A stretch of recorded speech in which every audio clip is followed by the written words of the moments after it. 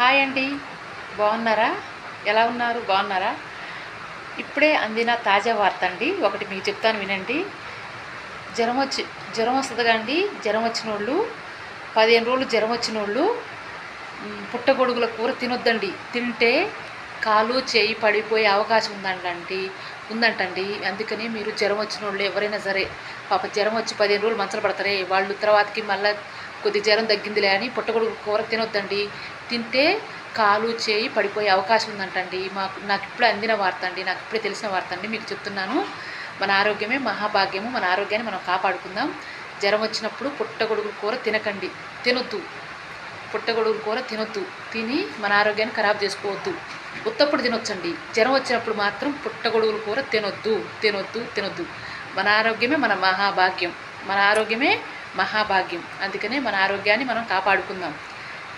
నాకు